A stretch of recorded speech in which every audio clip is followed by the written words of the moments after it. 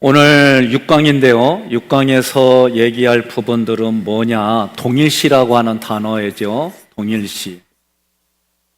그러면 예수 그리스도와 나를 동일시한다는 얘기예요. 그러면 우리가 골로새서는 에베소서하고 함께 서로 상호 보완적으로 읽어야 돼요. 그러면 동일시되는 방법이 뭐예요? 세례예요, 세례. 그러면 예수 그리스도가 하신 일이 뭐예요? 성육신. 육신의 몸을 입고 오셔서 십자가, 부활, 승천을 하셨어요.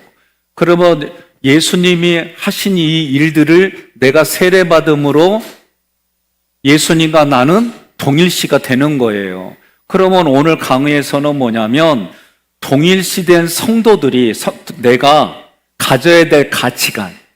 두 번째로는 그러면 내가 이 땅에 육신을 벗고 변화된 새 사람의 모습이 뭐냐? 그리고 삶에서 실제로 느끼는 게 뭐냐? 우리가 경험하는 거, 그 얘기를 하는 거예요. 내가 세례받았다는 얘기는 뭐예요? 세례받은 건 항상 성부 하나님 앞에 으뜸을 드리는 거예요. 으뜸을 드린다는 얘기는 예배를 얘기를 해요. 성자 예수님 앞에는 내가 누룩을 버린다, 죄를 짓지 않는다. 그러기 위해서는 어떻게 해요? 말씀에 내가 순종하는 거예요.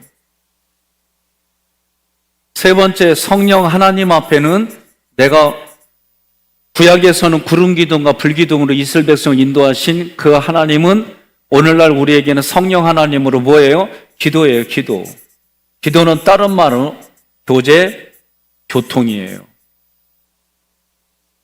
오늘 말씀 핵심은 이렇게 들어가는 겁니다.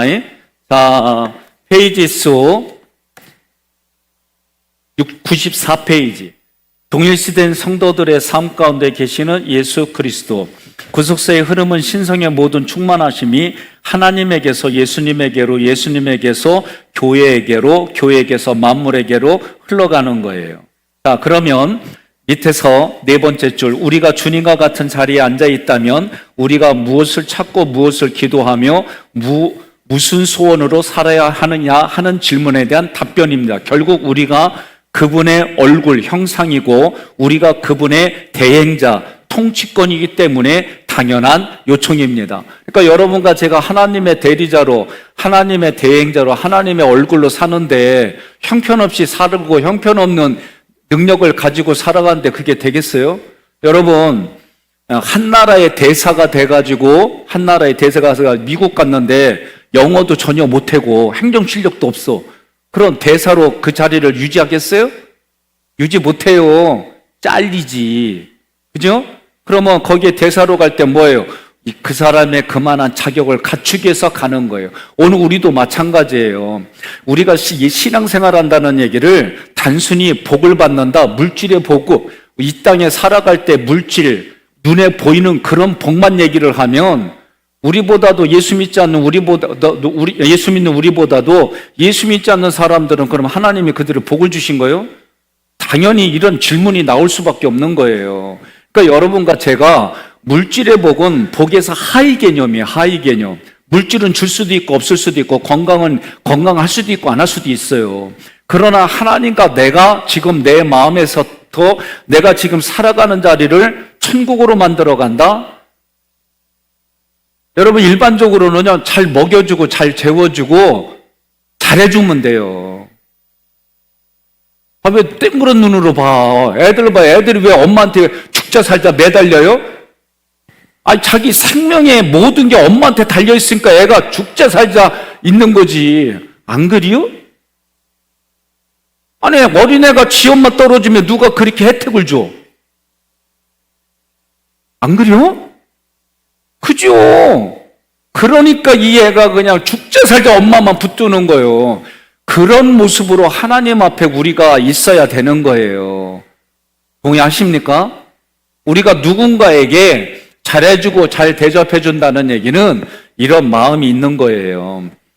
자, 95페이지에 바울의 복음에 대한 전제는 골로새 교인들이 그리스도와 함께 이미 죽었기 때문에 그리스도의 왕선된 사역을 신뢰하면서 그리스도 안에서 마땅히 거룩한 삶을 살아야 한다고 말씀합니다. 첫째, 하늘을 사는 성도들의 가치관. 우리는 가치관 위의 것을 찾으라. 위의 것을 찾기 어떻게 해요? 앉은 상태로 어제 가르쳐 드렸잖아요. 손 뒤로 하고 목을 뒤로 잡아당길 때 안입술을 올리는 거. 그리고 어깨를 쫙 펴고. 이게 위의 것을 보는 거예요. 육체만 보는 게 아니라 마음과 뜻과 정성을 다하여 위에 계신 하나님을 바라보는 거예요. 그리스도와 함께 다시 살리심을 받은 사람이 구해야 할 것은 무엇입니까? 위의 것을 구해야 합니다. 그것은 썩지 않는 것이며 낡아지지도 않기 때문입니다. 자, 찾으라에 해당되는 헬라어 제테이테는 현재 명령법으로 계속 힘들여 찾는 상태입니다. 구원의 은혜를 누리는 것이 사람의 노력과 긴밀하게 관계되어 있습니다. 은혜는 하나님께서 거저 주시는 것이지만 그것을 누리는 데는 우리의 노력이 요구됩니다. 이 애쓰는 노력은 진리를 향한 진실성의 증표로 볼 수 있습니다.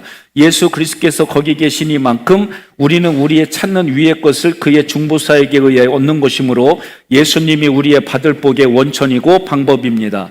두 번째, 위의 것을 찾고 위의 것을 생각하라. 하늘을 사는 그리스도인이 가져야 할 생각과 가져서는 안 될 생각은 어떤 것입니까? 성도들은 위의 것을 생각하고 땅의 것을 생각하지 말아야 합니다. 자, 96페이지에 그리스도와 함께 살리심을 받은 골로새 교인들의 삶의 방향을 제시합니다.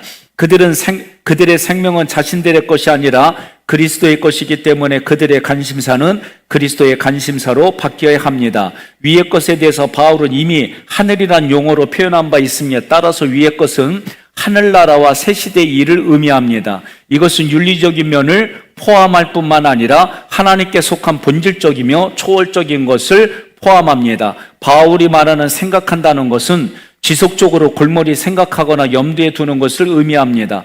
위의 것을 찾는다는 것, 그리스도의 삶의 목표와 가치 추구의 표현입니다. 즉 이 세상에서 삶을 살고 있는 그리스도인이지만 이 세상을 초월하는 능력, 즉 그리스도로 하여금 부활 승천하게 하시고 영화롭게 하신 그 능력으로 사는 삶을 말합니다. 세 번째, 그리스도께서 다시 나타나실 때 주실 미래적인 약속이다. 성도들이 위의 것을 찾고 생각하는 이유가 무엇입니까? 생명이 그리스도와 함께 하나님 안에 감추어져 있기 때문입니다. 우리 생명이신 그리스도께서 나타나실 그때에 우리도 예수님과 함께 영광 중에 나타나게 될 것입니다. 우리는 세상과 다른 생명을 지닌 사람들입니다. 우리에게 새로운 예수 그리스도의 생명이 이식되었습니다. 이 생명으로 살면 영원히 천상의 충만함을 누릴 수 있는 영원한 생명입니다. 그리하여 주님이 영광 가운데 다시 오실 그날에 그리스도인들은 하나님 우편에 앉아 계신 영광스러운 그리스도의 모습과 같이 영광스러운 부활의 몸으로 변화되어 나타날 것입니다. 97페이지, 여러분의 기도, 갈망, 가치관은 무엇입니까? 늘 위의 것에 관심을 두며 그리스도께 살리신 생명의 가치관을 가지고 살아가고 있습니까? 그리고 두 번째, 요즘 삶에 있어서 버려야 할 땅의 것들이 무엇입니까? 요즘 버려야 될 게 뭐가 있어요? 많죠. 그냥 속으로만 얘기합시다. 자, 세 번째, 그리스도인다운 생각, 사고를 위해 당신에게 지금 필요한 것은 무엇입니까? 내가 그리스도인답게 살아야 돼요. 내가 정말 하나님의 자녀답게 살아야 돼요. 그러면 나에게 필요한 게 뭐예요? 예수 그리스도밖에 없어요. 예수 짤이고요. 두 번째, 옛사람 나, 그리스도로 변화된 새사람 나. 땅에 있는 지체들, 음란, 부정, 사요, 악한 정욕, 탐심. 땅에 있는 지체의 소욕은 무엇입니까? 이러한 행위들은 어떤 결과를 가져옵니까? 안 읽어요? 안 해줬어요? 없어요? PPT? 네, PPT 오늘 누가 하는 거예요? 유지연 전도사요? 이 전도사하고 누가 다 끝나고 내가 밥 사준다 내가. 자, 땅에 있는 지체는 음란과 부정과 사욕과 악한 정욕과 탐심을 가지고 있습니다. 이런 행위들은 하나님의 진노를 사게 됩니다. 성경에서 죄는 추상적이고 막연한 그 무엇이 아니라 구체적이도 살아 움직이는 강력한 생명체와 같습니다. 죄는 인간의 삶을 로봇처럼 통제해버리면서 우리의 몸을 통해 죄의 추악함과 흉측함을 드러내게 하는데 이때 도구가 우리의 옛사람입니다. 그러니까 옛사람은 여러분 씨가 발화가 되려면 어떻게 해요? 물, 온도, 습도가 있어야 돼요. 그러니까 우리 마찬가지도 우리 옛사람이 죄를 발화시키는데 아주 그런 환경에 들어가면 씨가 발화되는 것처럼 우리 죄도 발화가 돼요. 그러니까 성경에서는 그 근본을 없애려고 뭐라고 그래요? 생각도 하지 마라. 입으로 말하지도 마라. 발로 거기에 있지도 마라. 이런 얘기 하는 거예요. 무서워서 피해요? 더러워서 피하지. 아니, 죄는 무서워서 피하는 게 아니라 더러워서 피하는 거예요. 여러분 동의하세요? 예. 그리스도인의 삶의 변화는 피상적인 것이 아니라 먼저 죄악의 뿌리부터 단절해 버림으로 악한 행습들을 제거하고 착하고 아름다운 덕행을 옷 입듯 하게 하여 곧 악심과 악행은 죽이고 선미한 새 생명은 가꾸어 갑니다. 1. 행동적 표현, 음란, 부정. 음란은 부정이란 말보다 범위가 좁은 말로 불법적으로 취하는 성적 행동입니다. 부정은 성문제에 대한 일체의 불합리한 언행입니다. 음란은 하나님의 성전인 몸을 더럽히는 무서운 죄입니다. 두 번째, 마음의 표현, 사욕과 악한 정욕. 사욕과 악한 정욕은 마음속에 일어나는 음란의 충동과 욕심입니다. 사욕은 격렬한 충동으로 악한 정욕이란 말은 일반적이고 잠재적인 색욕을 가리킵니다. 그러니까 여기에 중독이 되어지면 자기 힘으로 제어가 안 돼요. 도움 받아야 돼요. 세 번째, 우상숭배, 탐심. 성적 부도덕을 말할 때 가장 마지막에 탐심을 말하고 이를 우상숭배라고 합니다. 탐심은 만족할 줄 모르고 만족을 위해 무엇인가 더해야 한다는 욕망입니다. 그러기에 탐심은 하나님을 떠나게 하는 무서운 죄악이며 먼저 하나님의 나라와 의를 구하지 않고 물질부터 구하는 것이 우상숭배입니다. 그러니까 여러분들이 물질부터 구하면 뭐라고요? 우상숭배. 하나님 떡 나오게 해주세요. 하나님 금반지 나오게 해주세요. 그러면요, 도깨비한테 구하는 거 뭔 차 있어요? 금 나와라 와라 뚝딱, 나와라 와라 뚝딱. 나 이거 어렸을 때 배운 건데 지금까지 기억하잖아. 네? 그러니까 사람들은요, 착한 거보다 다른 것이 너무나도 많이 만연돼 있다. 그러니까 내가 의도적으로 위의 것을 바라보고 생각해야만 가능한 거예요. 동의하십니까? 예. 자, 옛사람을 벗어버려라. 성도가 벗어버린 옛사람은 어떤 모습입니까? 분함과 노여움과 악의와 비방과 부끄러운 말입니다. 성도는 서로 거짓말을 하지 말아야 합니다. 옛사람을 처리하는 일은 한 번에 끝나는 것이 아니기에 성도들은 계속해서 분함과 노여움과 악의와 비방과 우리의 임무의 부끄러운 말들을 벗어버려야 합니다. 자, 헬라어 원문대로 하면 여기에 6가지 제약이 열거되어 있습니다. 처음 2가지가 서로 관련이 있고 다음 4가지 서로 밀접합니다. 처음 2가지 분함과 노여움에 대해 말하면 노여움은 외부로 폭발한 거고 분함은 마음속에 불타듯이 잠재합니다. 그 다음 4가지에 대해 말하자면 악의라는 제약은 기타 모든 것들에게 원인관계를 가집니다. 악의는 남을 헤아려는 독한 마음을 말합니다. 이것이 원인이 되어 남을 비방하며 남을 대면하여 욕하며 혹은 남을 속이는 일입니다. 여러분, 남을 대면하여 욕한다고 할 때 사람이 부끄러운 걸 모르는 거예요. 근데 부끄러운 걸 모르는 이유가 뭐예요? 감정이 격해지면 부끄러운 거 몰라요. 그러니까 내 마음에 감정을 격해지게 하지 말아야 돼요. 제가 종종 하는 말 중에 하나가 뭐냐면 감정은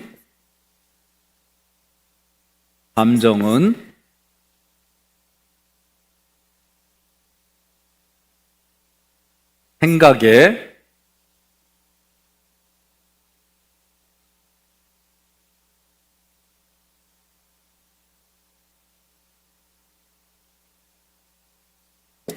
읽어봅시다. 시작. 그러니까 감정이라고 하는 건 심리학에서 생각의 쓰레기예요. 생각은 뭐예요? 뭐뭇은 어찌하다, 뭐뭇은 어떠하다. 사람은 누구든지 간에 생각이 다 있어요. 그래서 내가 누구를 보든지 어떤 사건을 말하든지 그럴 때마다 그것은 어찌어찌하다 이렇게 딱 문장이 만들어져요. 그런 문장이 만들어진 다음에 생각이 감정을 낳는 거예요. 제가 딱 볼 때에 우리 박 권사님을 딱 보니까 우리 할머니가 생각나요. 그럼 우리 할머니하고 관계가 좋았으면 긍정의 감정이 나오고 할머니하고 내가 안 좋았으면 부정의 감정이 나오는 거예요. 동의해요? 그러니까 여러분들이 내 감정을 붙들고 있으면 안 돼요. 어제 우리 계속 얘기했잖아요. 뭐 얘기를 했어요? 감정, 생각, 분위기, 상황. 그럴 때마다 뭐라고 그래요? 감정, 생각은 우리는 항상 진리로, 진리를 바라보고 진리를 듣고 진리를 말하고 의도적으로 진리 보고. 분위기는 뭐예요? 원칙이요, 약속이요? 여기는 언약이죠, 언약. 분위기는. 여기는 원칙. 상황에 따라 사람들이 너무 바뀌어요. 우리는 원칙을 가지고 상황을 이겨야 되는 거예요. 내가 여쭤볼게요, 여인들만. 아브라함이라고 하는 양반이 말이요, 자기가 위험에 처하는 상황에 되니까 그 상황에 따라 자기 아내를 아내라고 말하지 아니하고 누나라고 얘기했어요. 누이라고. 여러분, 여인들은 그런 얘기 들을 때마다 내 남편 멋진 남편이요, 멋있어, 의지가 돼요? 그럼 어떻게 돼요? 윤권사님, 안 되는 거요. 안 되는 정도가 아니라 그거 가만둬? 두들겨 패버리지? 막 이런 사람들이 많아요. 그런데 그런 상황이 돼도 원칙은 뭐요? 내 아내다 말이지. 죽는 한이 있어도 내 아내다 말이지. 그런 사람이 멋지지 않아? 옆에 분한테 그래요. 내 남편이 그렇다? 그러세요. 응? 분위기.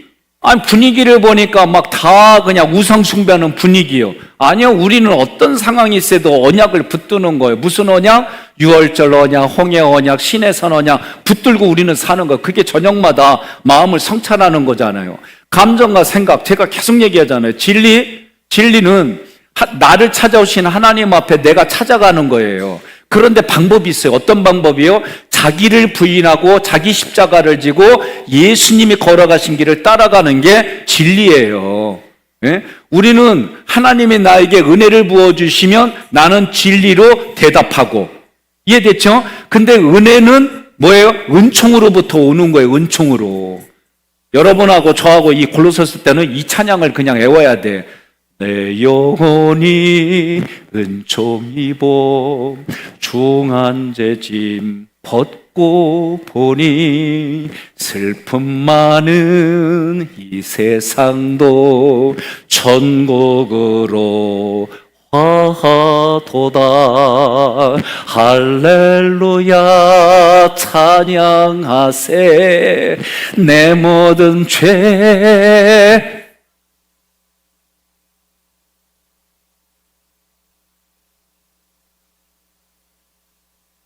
그 어디나.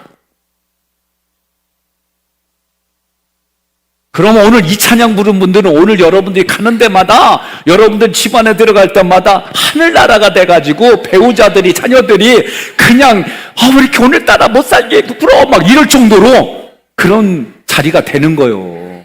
동의하십니까? 그러니까 은총은 뭐예요? 하나님이 나하고 거하시는 거. 그래서 내가 혜택을 받는 거예요. 그 혜택이 뭐예요? 진리요, 진리. 그러니까 오늘 말씀에서도 우리 삶에 실제 적용되어지는 게 무엇이냐, 그 얘기를 할 거예요. 자, PPT 다시. 자,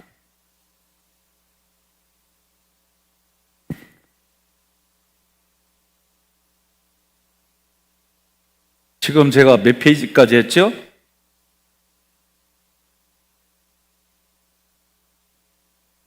99, 3번 할 차례요. 네. 새 사람 그리스도를 옷 입어라. 그러니까 벗었기 때문에 옷 입는 거예요. 이해되셨어요? 옛사람을 벗었기 때문에 새 사람을 입는 거예요. 성도는 어떻게 새 사람을 입었습니까? 오직 만유 되시고 만유 안에 계시는 그리스도로 인하여 우리를 창조하신 분의 형상을 따라 지식에까지 새롭게 하심을 입었습니다. 아멘. 그러니까 그리스도의 옷을, 의의 옷을 입었어요. 보혈이에요. 옷을 입어서 어디까지? 우리의 생각까지 새롭게 해주시는 거예요. 새 사람은 자연적인 변화나 자의적인 변화가 아닙니다. 인간이 새로운 사람이 되는 것은 수동적인 것으로 신적인 행위에 의합니다. 이는 내적인 표준에 의한 새로움이 아니라 외적인 표준에 의한 새로움입니다. 처음 인간이 창조될 때 하나님의 형상을 따라 창조된 것처럼 새 창조 역시 하나님의 형상을 따라 창조됩니다. 그러므로 복음의 진리를 아는 사람은 하나님의 형상을 회복한 사람이며 그것은 의와 거룩입니다. 의는 사람과의 관계이고 거룩함은 하나님 앞에 경건함입니다. 에베소서 4장 24절 있습니다. 하나님을 따라 의와 진리의 거룩함으로 지으심을 받은 새 사람을 입으라. 이는 자기를 창조하신 이의 형상을 따라, 그것은 에베소서 4장 24절에 하나님을 따라 의의 진리의 거룩함으로 지으심을 받은 새 사람을 입으라는 말입니다. 두 번째, 지식에까지 새롭게 하심을 입은 자니라. 그러니까 여러분, 우리 4명까지 바뀐다는 얘기예요. 적용 질문. 현대사회는 점점 성과 악의 기준이나 성의 기준이 점점 모호해지고 있습니다. 이것이 저것 같고 저렇게 보면 악한 것도 이해가 됩니다. 이런 사회생과 투쟁 속에서 순수한 신앙을 지켜낼 수 있는 방법은 무엇이겠습니까? 무엇이에요? 없어요. 이 세상에서는 오직 예수님밖에 없어요. 그러니까 예수님의 의의 옷을 입으면 예수님이 나의 지식까지 새롭게 변화시켜 주신다. 그 방법은 뭐요? 여러분과 제가 생각과 감정, 자기를 부인하고 자기 십자가를 지고 예수님이 걸어가신 길을 따라가는 거예요. 이것밖에 없어요. 이제는 너희가 이 모든 것을 벗어버리라. 나는 요즘 무엇을 벗고 무엇을 입고 있으니까 저는 요새 겨울옷을 벗고 여름옷 입고 살아요. 웃어줘서 감사해요. 그러니까 여러분, 내가 뭘 벗는 거요? 추나 추동이 있으니까 거기에 맞춰서 겉은 그렇게 벗고 입어요. 그러나 내면은 옛 사람, 옛 자아를 벗어버리고 새 사람을 입는 거예요. 세 번째, 당신은 스스로 내가 참 그리스도인인가 하는 회의를 느끼거나 자신을 제어하지 못하는 스스로에게 절망한 적은 없습니까? 우리가 세상 앞에 설 때 나의 의로 서야 합니까? 그리스도의 의로 서야 합니까? 그리스도 의예요. 다시 한번 제가 이 얘기를 쭉 합니다. 강조해서 하는 거는 뭐냐면 우리의 영이 있고 또 혼이 있고 또 육이 있어요. 그런데 내가 영도 어떻게 할 수가 없어요. 육도 어떻게 할 수가 없어요. 할 수 있는 건 혼이에요. 혼은 뭐예요? 이성이고 마음이에요. 그럼 여기에는 뭐가 있어요? 여기에는 생각과 감정이 있어요. 생각과 감정을 잘 어떻게 하라? 예? 어떻게 하라? 잘 부인하라, 부인. 여러분과 제가 부인하는 거예요. 우리 입장은. 왜? 하나님이 여기에 사이에 뭘 주셨냐면은 요 사이에 자유의지를 주셨어요. 자유의지. 그래서 하나님이 우리에게 선택권을 줬어요. 너희 앞에 생사화 복을 줄 테니까 살기에 생을 택하고 복을 택하라는 거예요. 그러면 생을 택하지 않고 복을 택하지 않는 사람은 죽음을 택하고 화를 택하니까 죄와 사망의 법에, 육신은 뭐에 있어요? 죄와 사망의 법에 있다 그랬어요. 죄와 사망의 법. 그러니까 죄와 사망의 법을 택하니까 끝은 뭐예요? 찜질방. 예? 찜질방 가는 거예요. 찜질방. 그렇다고 오늘 찜질방 가는 그런 데가 아니에요. 영원히 돌아오지 못하는 불못, 지옥에 가는 거예요. 우리는 뭐예요? 예? 생명의 성령의 법을 따라가는 거예요. 그런데 죄와 상령의 법을 내가 그냥 막 따라간다고 따라가지 안 된다니까. 방법이 뭐냐? 생각과 감정. 그런데 우리는 생각, 감정 뭐예요? 위의 것을 바라보고 위의 것을 생각하는 거예요.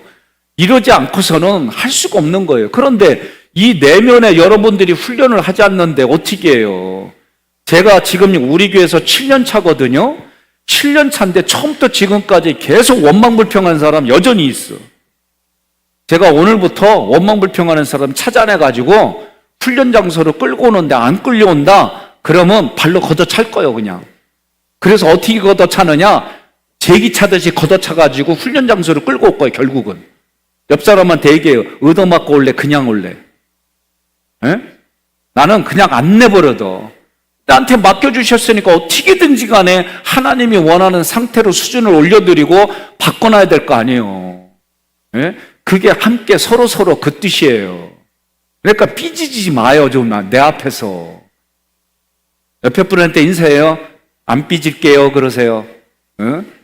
그냥 왜 이렇게 삐질 게 많어? 예? 아주 그냥 속상해, 그냥 삐져가지고 오면은. 생각해봐요. 여러분 자녀들이 맨날 얻어맞고 오면은 여러분 기분 좋아요? 예? 맨날 얻어맞고 와. 그럼 어떻게 해? 야, 오늘부터 태권도장 다녀. 근데 너 안 돼. 야, 오늘부터 권투대장 다녀. 이것도 유도 다녀. 그래갖고 막 가르쳐고 어떻게 해? 겁나 두들겨 패고 와. 이게 여러분 신앙생활이에요. 그럼 누구한테 두들겨 맞고 와? 맨날 마귀한테 두들겨 맞고 와. 그래갖고 삐져가지고 막 이러쿵 저러쿵 막 원망불평 시기질투 그냥 다 쏟아내. 그거 듣는 나는 편하겠어요? 맨날 마귀한테 두들겨 맞고 와가지고 질질 짜고 자빠졌고 말이야. 어떻게 해야 돼 그러면? 예수님 만나가지고 예수 자리로 가가지고 예수 자리로 눌러버리고 목사님 오늘 승리하고 왔습니다. 오늘 한 건 했습니다. 막 이러 와야지. 안 그래요? 그러니까 마귀는 나의 밥이다. 마귀는 나의 밥이요. 예수님도 그거 멸하러 오셨는데 왜 거기에 죽은 노릇을 해요? 이해됐죠? 이런 부분에 우리가 다른 표현으로 하면 그리스도의 남은 고난에 참여하겠다. 이런 마음을 가지고 신앙생활 하는 거예요. 자, PPT 어디요? 일상성 속에서 그리스도를 누리는 삶. 첫 번째, 하나님의 택하신 자의 삶. 여러분 기억나요? 에베소서 골로새 할 때 하나님이 고르고 골라서 했다는 거예요. 어떤 사람이 잠자다가 이 얘기를 듣고 말이요. 목사님이 오늘 고르곤 피자 얘기했는데 고르곤 피자나 먹을까? 그런 말 하지 마요. 고르고 골라서 고르고 오지 고르곤 아니요. 그러니까 여러분 고르고 골라서 여기에 세워주신 분이 하나님이시다. 하나님의 택함을 받은 사람으로서 우리가 보여줘야 할 삶의 모습은 어떠해야 합니까? 거룩하고 사랑받는 자처럼 긍휼과 자비와 겸손과 온유와 오래 참음으로 옷을 입어야 합니다. 또한 서로 불만이 있어도 용납하고 용서함으로 주께서 우리에게 하듯 우리도 그래야 한다고 말씀합니다. 101페이지 첫 번째 긍휼. 긍휼의 옷은 창자의 긍휼이라고 직역하는데 이는 심장에서 솟아나는 불쌍히 여기는 열정의 이름입니다. 결국 긍휼은 마음속 깊이 일어나는 상대방의 동정심입니다. 여러분 진짜 그런 거 겪어보셨어요? 너무 아파갖고 창자가 끊어지는 것 같고 막 마음이 갈갈이 찢기는 그런 마음. 그게 긍휼이다. 그게 누구의 마음이요? 부모의 마음이에요. 부모의 마음. 제가 긍휼이라는 얘기를 했잖아요. 여러분 긍휼. 우리는 가끔 영화 보면 그런 대사를 외워요. 동정은 필요 없습니다. 아니 동정이 필요 없어? 그럼 죽어. 꼭 그렇게만 접근해요. 아니 사랑에는 동정도 필요하고 질투도 필요하고 적당한 셈도 필요하고 적당한 시기도 필요한겨. 그게 과해서 문제지. 그러니까 여러분 긍휼이라는 단어는 제가 그 어근을 찾아봤어요. 긍휼은 어근이 여자의 자궁이에요, 자궁. 그러면 자궁으로 해서 애를 10달 동안 있다가 응애하고 했어요. 걔가 누구요? 자녀예요, 자녀. 그러니까 긍휼이라고 하는 것은 부모가 자녀를 바라보는 마음이 긍휼이요. 그럼 그 아이가 건강하게 자라면 얼마나 좋아요, 기쁘고. 그런데 그 아이가 아프고 힘들고 어려웠고 막 그러면 부모 마음이 찢어져. 안 그래요? 제가 아내가 병들었을 때, 아이가 병들었을 때, 근데 마음이 진짜 다르더라고. 뭐 사랑이 부족하고 이런 의미는 아닌데 진짜 아이가 사망진단서 받았을 때 저의 부부의 마음은 목숨을 내놓고 기도했어요. 아내가 아프니까 목숨을 조금 내놓더라고. 그랬더니 아내가 하는 말이 나도 그리야. 그때 말을 그렇게 하지 말아야 돼. 실사 그러더라도 당신을 위해서는 목숨 2개 내놨다고. 이래야 되는 거예요. 이래야 가정이 화목하고 천국을 누리는 거예요. 알았어요? 근데 진짜 부모가 자녀에 대한 것은 끊을 수가 없어요. 정말 이거는. 근데 부부는 법원 갔다 오면 남남이잖아. 예? 그리고 우리나라에 막 TV에서 이런 얘기를 많이 보내줘요. 이혼하고도 친구처럼 살고 있다는 둥 뭐. 난 진짜 부대껴. 응? 진짜 부대껴, 저는. 그러니까 여러분, 우리가 기억해야 될 건 뭐냐면요. 지금부터 어떤 일이 있어도 헤어지지 않는다. 과거 얘기하는 거 아니야. 지금부터 어떤 일이 있어도 내가 구속사의 완성도를 이루겠다. 왜 아멘이 안 나와요? 아나운서. 아멘. 그렇지. 대표성을 두고 해야 돼. 자, 자비. 자비는 친절함이에요. 친절함. 예? 영상을 제가 우리 교회에서 보여줬나요? 그 원숭이 가지고 영상을 실험을 했어요. 하나는 먹을 걸 놓는데 밑에다가는 쇠, 차가운 쇠. 그런데 한쪽에 의자에다가는 폭신한 담요를 넣었어요. 평상시에 원숭이가 어디 있을게요? 아니, 원숭이가 하나는 먹을 걸 주는데 거기에는 쇠가 차가워. 근데 한쪽에는 똑같은 의자인데 담요가 있어요. 평상시에 원숭이가 어디 있을까요? 그렇죠. 담요에 있어요. 담요. 그러니까 동물이건 사람이건 친절함이 중요한 거예요. 친절함. 예? 옆 사람에게 이렇게 해요. 나처럼 해봐라. 요렇게. 예? 한번 해봐요. 어른이 되니까 이런 거 하기가 힘들어해. 하고 앉아만 있으면 뭐예요? 예? 좀 움직이기도 하고. 그래서 일부러 막 좀 재밌게 살고 그래요. 그렇게 산다는 겨, 안 산다는 겨, 도대체. 여기는 뭐 안동의 명문 뭐 4대째요? 진짜 제가 여기 오기 전 교회에서 겪었어요. 정말 안동의 교수집이에요. 장로님 부인이. 진짜 말하는 거나 이런 거나 다 예의 바르고, 예의 바른 건 좋은데 진짜 무뚝뚝해. 근데 그분이 어느 날 말씀 공부하다가 저한테 뭐래요? 목사님, 자기 남편 장로님 출근할 때마다 안아주고, 그리고 뒤에다가 십자가 탁 빠르게 처리하고, 그러고 출근시킨대요. 그러니까 변화는 내가 변해야지. 내가 남이 변하기를 기대하면 안 변해. 옆 사람한테 해요. 변하자, 변하자, 변하자, 내가 변하자. 시작. 변하자, 변하자, 내가 변하자. 아멘입니까? 예, 온유는 남에게 손해와 방해를 받겨도 격분하거나 원한을 품거나 반동하거나 복수하지 않는 마음. 그러니까 모세가 지면에서 온유함이 가장 승하더라. 복수하지 않는 거예요. 4번, 저는요 완벽주의, 강압, 징벌이 다 있어요. 저는 옳고 그름도 많고, 점액기질에 우물쭈물하는 것도 있고, 그 다음에 제가 목회를 하기 때문에 이런 거를 많이 극복하고 여기까지 온 거예요. 징벌은 보복이 그냥 기본이에요. 그러니까 예수님을 믿는다는 얘기는 자기 자아를 처리한다는 얘기는, 자 보세요. 제가 이렇게 표현할게요. 오늘 제가 주기질은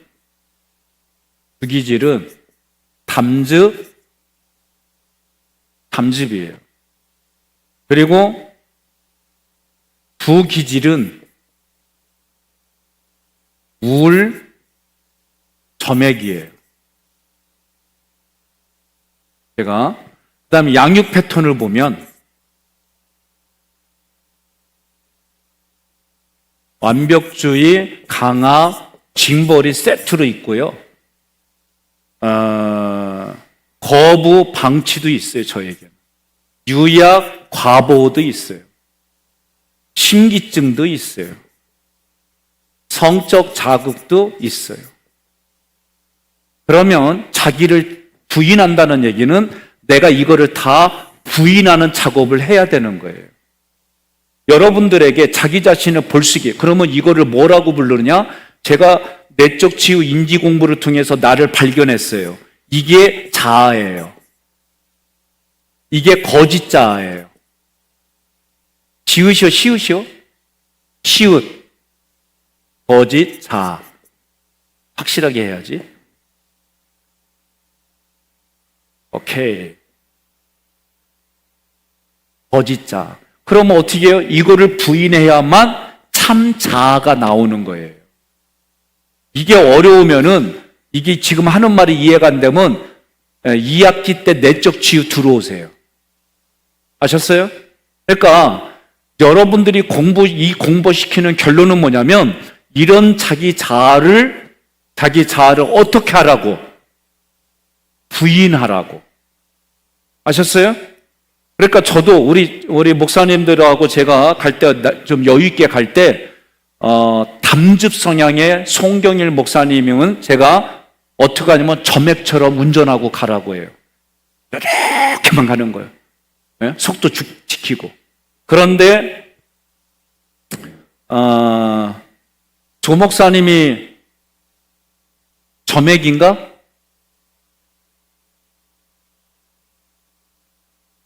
그렇다고 쳐. 처음 해봤는데 점액이 누구요? 김성건 목사요? 그래서 김성건 목사는 어떻게 하냐면 담즙처럼 펼치기 하고 빨리 시간 안에 가. 이거 찍혀도 좋아. 막 이렇게 시킨 거예요, 제가. 이해가 되셨어요? 네? 이게 자기를 부인하는 거예요, 운전할 때는. 또 우리가 교회 행정을 할 때 담즙은 직관이 아주 뛰어나요. 감각이 뛰어나요. 우울기질은 분석을 해야만 전체를 그림을, 이런 공부를 시키는 이유가, 그러면 그 행정할 때 이것 때문에 부대껴. 그래서 부대끼는 우리 부목사님들은 어떻게 하냐면 요거 때문에 부대끼니까 제가 처음에는 피하게 해주고 이제는 어떻게 하냐면은 그걸 뭐라고 그러지, 단어를 그 앞에 서는 거를 직년. 나 치매 아니요. 직년시켜가지고 그거를 자기를 부인하게 하는 거예요. 이해되셨어요?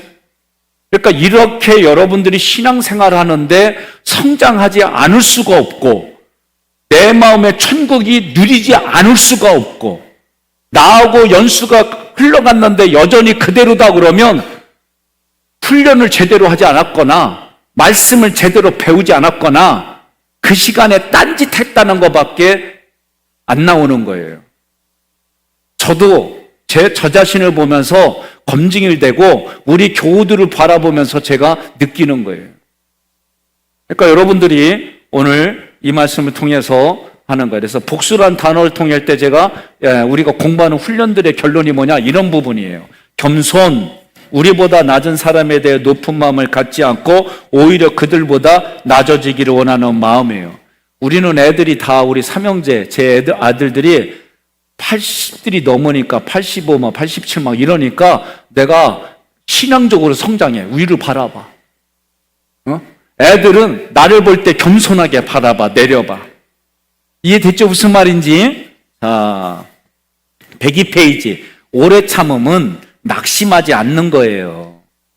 여러분, 오래 참다가도 끝에 가면 어떻게 해요? 분노를 잊고 노여움을 하고 낙심하고 이러면 안 돼요. 오래 참는다는 거 핵심은 뭐냐면 생각을 바꿔주는 거예요. 여러분, 오래 참는다는 거 중요한 핵심입니다. 많은 사람들이 감정을 눌러요. 그런데 감정을 누르면 어떻게 해요? 뾰족한 말 갖고 찔르면 터져. 그게 분노와 노여움이에요. 그런데 생각을 바꿔주면 이 감정이 가라앉아요. 그럼 생각을 바꿔주는 게 뭐예요? 자기 부인이라니까, 자기 부인. 여러분 이해하셨죠? 자, 용납. 상대방을 있는 그대로 인정하는 거예요. 용서는 꾸짖거나 벌하지 않고 마치 아무 일이 없던 것처럼 봐주는 거예요. 사랑은 아가페, 예수님의 십자가 사랑, 그렇게 생각하세요. 사랑은 온전하게 매는 띠로서 도덕 생활의 완전을 성립시킨다. 그러니까 우리는 사랑하면 도덕도 기본으로 있는 거예요. 그런데 도덕주의자가 아니야. 우리는 아가페의 사랑. 아가페의 사랑은 뭐요? 십자가에 죽기까지 보여주신 사랑이에요. 두 번째, 그리스도께 주시는 평강. 바울은 우리 마음을 어떻게 관리해야 하라고 말씀합니까? 그리스도의 평강의 마음을 주장하도록 하고 감사하는 사람이 되라고 하였습니다. 자, 103페이지. 때때로 우리의 마음이 평강을 잃어버린다는 것이 우리의 현실입니다. 마음은 주님이 거하시는 성전입니다. 마음을 관리한다는 말은 그리스도를 마음의 주로 모시고 그분의 통제와 인도를 받는다는 말씀입니다. 첫째, 그리스도의 평강이 마음을 주장하도록 하라. 예수 그리스도가 십자가에 죽으심으로 하나님과 나의 관계가 하나가 되었으면 우리는 사랑의 띠로 하나가 되었습니다. 여러분 기억하죠? 예, 사랑의 띠로 우리는 하나가 되는 거예요. 감사, 찬양과 영광을 돌리는 거예요. 하나님께 감사하는 것은 하나님이 나를 통치하셔서 그래서 내가 그 하나님을 찬양하고 영광 돌리고 이게 감사예요. 감사. 세 번째, 그리스도의 마음을 풍성히 나누는 삶. 바울은 골로새 교회 교인들에게 지체의 관리를 어떻게 설명합니까? 그리스도의 말씀이 풍성히 거하여 모든 지혜로 피차 서로 가르치고 권면하는 관계가 될 수 있기를 권하고 있습니다. 또한 무슨 일이든 어떤 말을 하든 예수의 이름으로 하고 그분을 힘입어 하나님께 감사하라고 말씀합니다. 자, 1번 풍성한 말씀으로 피차 가르치고 권면하라. 성도들이 서로에게 사역하는 거예요. 하브루타라는 건 뭐냐면 서로 둘이 질문하고 대답하고 그런다 생각하면 돼요. 예스노로 대답하는 게 아니라 좀 문장을 길게 대답할 수 있게 서로 그런 관계를 가지라는 거예요. 세상 문화 속에 살아온 우리의 의식 구조가 진리 구조, 말씀 구조로 바꿔지려면 인지 전환을 위한 그만큼의 수고와 시간, 노력이 필요합니다. 104페이지. 시, 찬미, 신령한 노래로 예배하는 삶. 삶의 광야를 넘어 헌신하는 길은 뭐예요? 예배예요, 예배. 세 번째로, 우리 주님의 이름으로 우리 주님의 얼굴로 그리스도인의 가치관으로 바뀌어야 되는 거예요. 105페이지. 모든 일을 주 예수의 이름으로 행하라. 그를 힘입어 하나님 아버지께 감사하라. 살든지 죽든지 먹든지 마시든지 우리는 예수 자리이다. 여러분 믿습니까? 자, 이제 7강 들어갑니다. 성도의 삶의 현장에 와 계신 예수 그리스도. 그래서 가정, 직장 생활, 그래서 우리가 깨어 있는 영적 생활이라는 게 뭐냐? 그런 구조로 되어져 있습니다. 108페이지. 골로새 교회 역사에 있던 악한 영들은 그들이 복음의 충만함에 이르지 못하도록 그릇된 가치관을 집어넣었습니다. 이 그릇된 가치관, 금욕주의, 신비주의, 천사숭배, 영지주의, 의식주의들이 들어와서 예수 안에서 성장해가는 교회와 성도들의 신앙을 방해했습니다. 성경은 머리 대신 그리스도를 대신하여 우리의 마음을 지배하는 상황을 음행으로, 우상 숭배로 말씀합니다. 오늘날도 그리스도께서 모퉁이 뜰이 되시고 그 돌 위에 유대인과 이방인이 연합하여 성전으로 지어져 아버지의 거하실 처소가 되어갑니다. 그리스도의 몸인 교회로 세워져 그 충만함이 마침내 시대와 만물에게로 흘러가는 에베소서 1장 22절로 23절의 구속세의 완성을 기대하면서 살아가야 합니다. 109쪽 두 번째 문단. 이제 이 구속세의 충만한 물줄기는 우리의 시대, 삶의 현장으로 흘러가야 합니다. 예수님은 하늘에만 계시지 않고 우리 삶의 현장으로 오셔서 교회를 통하여, 우리를 통하여 이곳에서 하나님 나라를 구현하고 계십니다. 시대와 역사 만물에게까지 복음이 흘러들어가 하나님의 충만하심으로 충만해질 때 주님의 재림이 있다고 약속하셨습니다. 우리는 그 완성의 날을 위해 나의 시대, 나의 역사 속 우리의 삶의 현장에서 최선을 다해 구속사를 펼쳐 나가야 합니다. 자, 첫 번째, 가정 가운데 역사하는 복음의 능력. 복음을 가진 자들의 부부관계. 복음 안에서 아내와 남편은 서로 어떤 모습으로 섬겨야 합니까? 아내는 남편에게 복종하며 남편은 아내를 사랑하며 괴롭게 해서는 안 됩니다. 자, 아내와 남편은 서로에 대해 약점이 있을 수밖에 없습니다. 매일 함께 사는데 어찌 부족한 부분이 보이지 않겠습니까? 또 인생을 살 만큼 산 사람들인데 나와 다른 그의 구조가 어찌 눈에 보이지 않겠습니까? 서로가 조심하거나 존중하지 않으면 금방 어려움이 발생할 수밖에 없습니다. 남편에게 순종하라. 지금은 여성들의 권리가 신장되고 사회활동 영역이 넓어지면서 가정에서의 역할 비중에 따라 남편의 권위를 우선하지 않을 수도 있습니다. 이에 바울의 권면은 양면적입니다. 아내는 남편에게 순종하고 남편은 아내를 사랑하고 괴롭게 해서는 안 됩니다. 아내는 남편에게 순종함으로 자신의 자유는 완전히 보장되고 남편과의 동등권이 확증될 수 있습니다. 남편은 아내가 자원해서 순종함에 대해 남편은 희생적으로 주저함없이 사랑으로 응답해야 합니다. 두 번째로 아내를 사랑하라. 바울은 남편에게 긍정적 측면의 아내를 사랑하라와 부정적 측면에 괴롭게 하지 말라는 두 가지 권면을 합니다. 괴롭게 하지 말라는 것은 사랑하라는 권면의 소극적인 표현으로 아내를 짜증나게 하지 않게 하라는 의미입니다. 사랑한다는 것은 단순한 애정보다는 아내의 행복을 위해 끊임없이 돌보고 사랑의 봉사를 하는 것을 말합니다. 그러니까 남자하고 아내하고 쉽게 말하면 쌤쌤이요, 쌤쌤. 그죠? 표현만 이런 것 뿐이지. 세 번째로 생명의 은혜를 함께 이어받을 자예요. 베드로전서 3장 7절 있습니다. 남편들아 이와 같이 지식을 따라 너희 아내와 동거하고 그를 더 연약한 그릇이요 또 생명의 은혜를 함께 이어받을 자로 알아. 귀히 여기라. 이는 너희 기도가 막히지 아니하게 하려 함이라. 우리 남편들에게 물어볼게요. 집에 들어갔는데 아내가 하는 말이 다 구구절절 오라. 근데 시도 때도 없이 하면은 들려요, 들어요, 안 들려요. 안 들려요. 신기하게 나만 그런 줄 알았더니 우리 감사해요. 나만 그런 줄 알았어. 구구절절 하는 말이 옳다니까. 주일날 저녁하고 월요일날 아침까지 아내가 제가 강의한가 돼서 얘기를 해주는데 구구절절 말어. 근데 하필 왜 그 말이 거기서 나와? 예? 노래도 있잖아. 왜 네가 거기서 나와? 응? 꼭 그 시간에 그 말이 거기서 나와야 돼? 아주 생명의 식탁이 나는 죽음의 식탁이 돼버렸어. 아주 그냥 이거 회복하는데 10년 걸려. 아주 그냥 막. 알았어요? 그러니까 여러분들이 진짜 이게 중요한 말이에요. 교회에서. 네? 아주 그냥 아무 데서나 그냥 입만 벌리면은 자기의 그냥 옳고 그름이 나오는데 그거 듣기가 좋은 게 아니에요. 아셨어요? 그러니까 우리가 지금 특히 부부에게 있어서 해야 될 말, 어떻게 말해야 될까? 얼마든지 기분 좋게 나가서 일하게 만들 수가 있고 얼마든지 기분 상하게 말할 수도 있고. 예? 그거 누가 만들어주는 거예요? 내가. 예?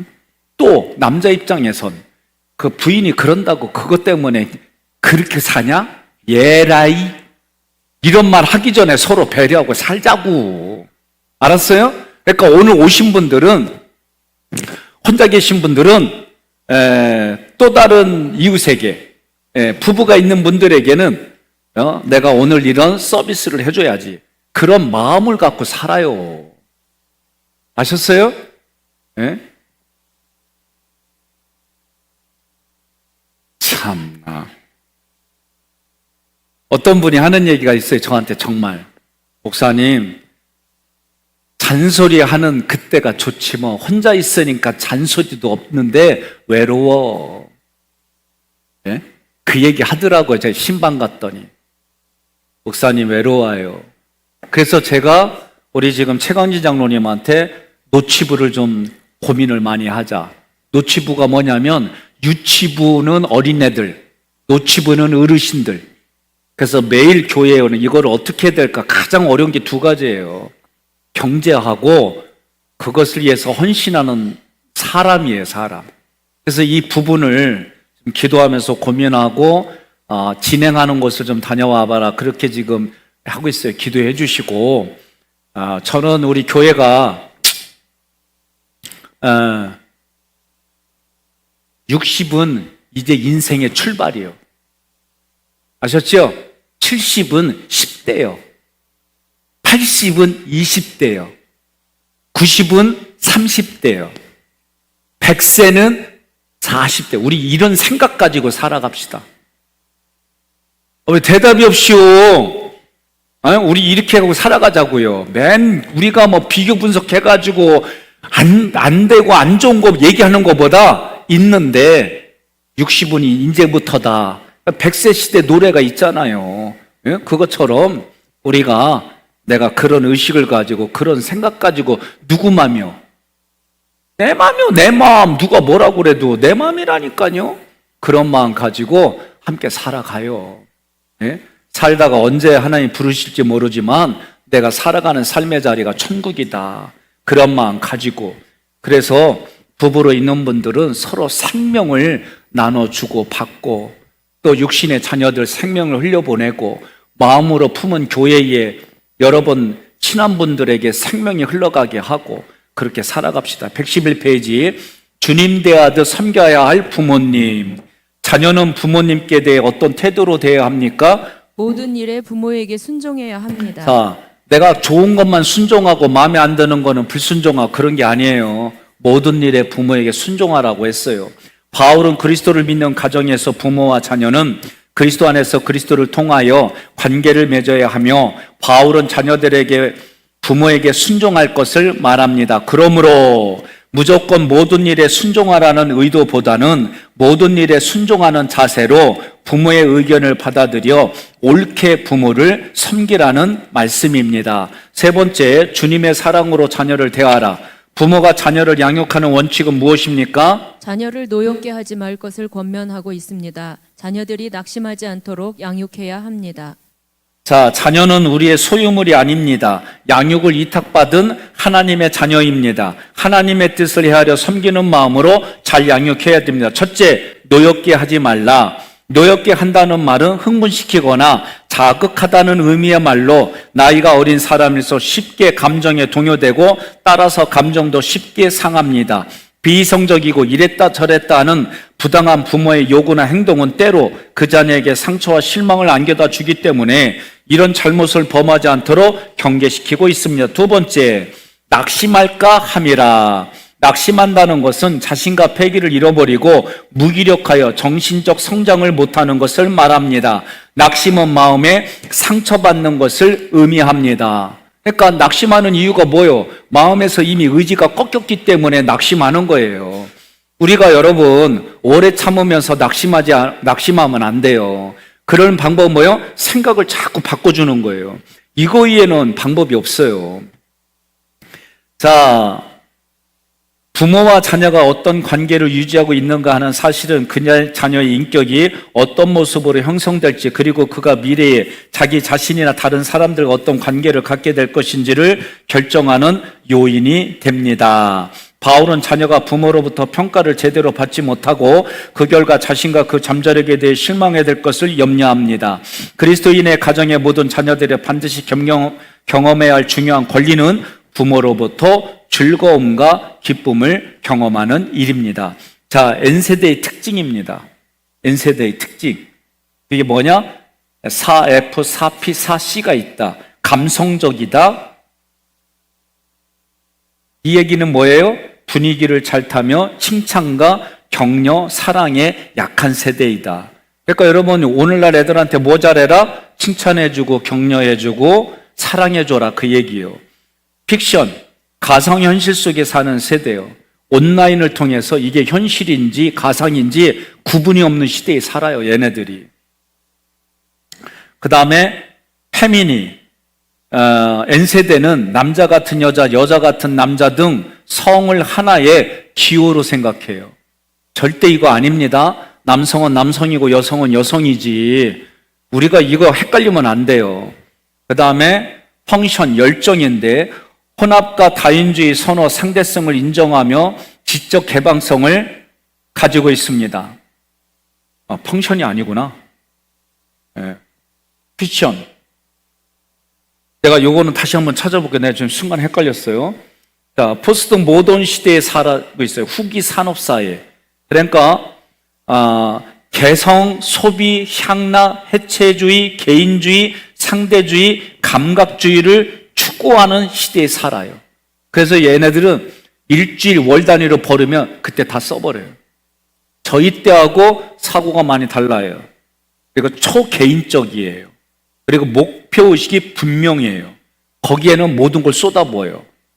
그리고 패션, 자기가 좋아하는 일에 열정을 다 가져요.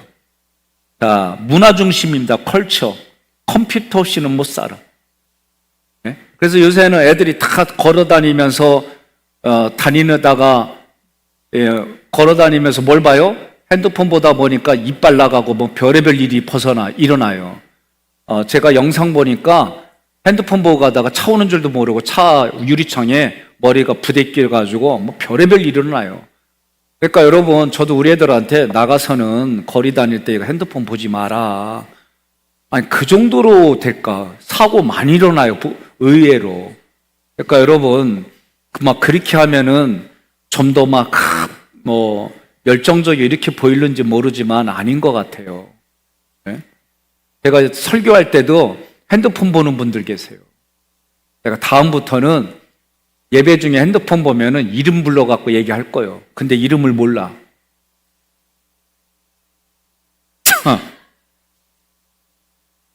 그 다음에 크리티컬, 기성세대의 신랄하게 비판해요. 그리고 뭔가를 자꾸 창조해내는 창의성들이 있어요.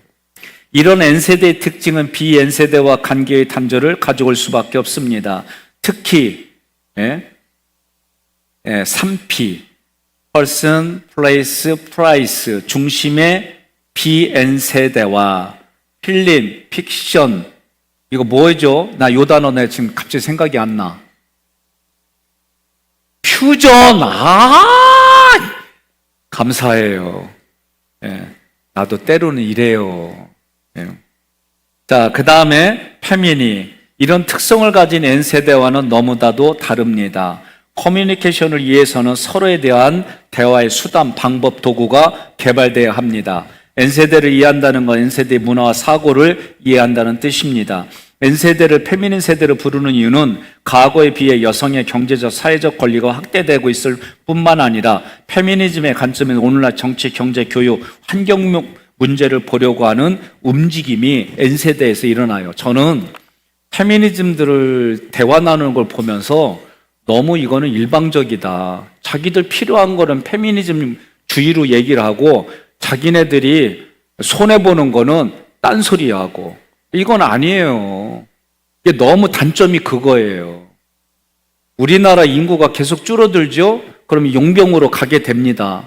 그러면 그게 갈지 어떻게 될지 모르지만 이스라엘처럼 또는 외국의 군대들처럼 여성들도 징병제로 갈 수 있는 확률이 커지는 거예요. 그리고 이제 남자들 군대 갔다 온 거 그것 때문에 막 페미니즘들이 막 들고 일어나는데 그거 아니에요. 저도 군대 다녀왔지만 그런 부분들의 가산점에 대해서 여러 가지 다양해요. 한두 건이 아니에요. 근데 왜 이 나라를 여성과 남성이 대립구조로 끌고 가요? 그거 잘못된 거예요. 성경은 대립구조가 아니에요. 함께 서로. 남성과 여성만이 아니에요. 원수도 사랑하라고 말하는 성경인데 오늘 우리가 기억해야 됩니다. 그러니까 내 마음의 생각과 감정을 잘 관리해가지고 여러분들이 점점 더 넓히게서 가정이 천국이 돼야 되잖아요. 친구 따라 강남 가는 게 아니라 친구 따라 가정으로 가는 그런 문화를 만들어야 돼요. 저 여러 번 얘기하잖아요. 저는 우리 하객교회 주변에 미인들이 없다는 게 감사할 뿐이에요. 뭔지 알죠? 미인나라, 미인촌, 미인국, 미인 20명, 30명, 50명 항시대기. 뭔 소리요 도대체. 그러니까 여러분, 나는 외국처럼 술집은 따로 그냥 저 멀리 차를 타고 1시간, 2시간 멀리 가야 있는 거.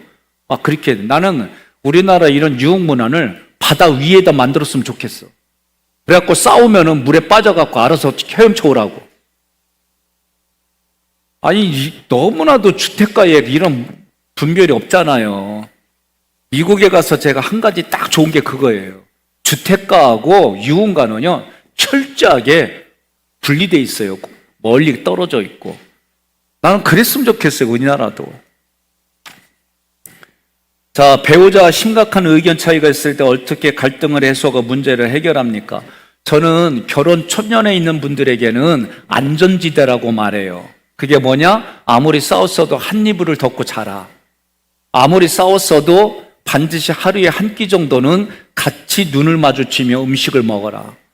저는 이게 안전지대라고 보는 거예요. 이제 시간이 지났어요. 그럼 어떻게 해야 돼요?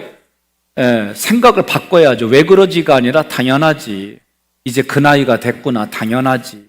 잊을만 하겠구나. 나이가 됐구나. 당연하지. 그거 겪는 거 뭐죠? 갱년기구나. 당연하지. 우리가 이렇게 하면서 자꾸 서로 이해해주지 않으면 왜 그러지 그러면 저는 진짜 이런 걸 몰랐어요. 교회를 위해서, 목회를 위해서 모든 걸 희생하는 이런 사고로 저는 교육을 받았기 때문에 애들하고 뭐 약속을 해도 교회 신방 있으면 그게 먼저였어요. 그래서 우리 애들이 10대를 지날 때 뭐였냐면 10대 이거 지나기 전까지 아빠랑의 약속은 그 시간 가봐야 알아. 이거였어요. 이거를 바꿔주려고 제가 10몇 년 동안 노력한 거예요. 아내가 애를 낳고 6개월 지났는데 갑자기 저한테 그래요. 여보, 나 산후 우울증 같아. 산후 우울증이구나. 내가 좀 도와줄게.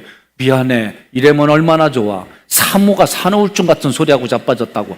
망 야단쳤어 내가 이것 때문에 지금 평생을 눈치 보며 살잖아. 그러니까 우리 남자들 이런 걸 모르니까 자기 신념으로 살아가니까 이런 게 뭐는 거야. 가정은 어떻게 해야 돼요? 충렬공파 240발대선으로 살게 해서 얼마나 내가 뼈대 있게 가르쳤어요.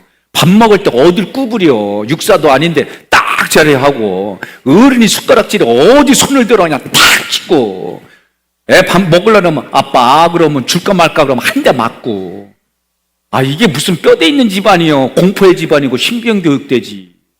이런 걸 알고 나니까 내가 잘못 배웠고 잘못 가르쳤구나. 그러니까 AS 하느냐고 얼마나 힘들었고 우리는 뼈대 있는 집안이 아니라 오징어 집안. 그 다음부터 오징어 먹느냐 힘들었잖아요. 아주 아침도 오징어, 점심도 오징어, 저녁도 오징어.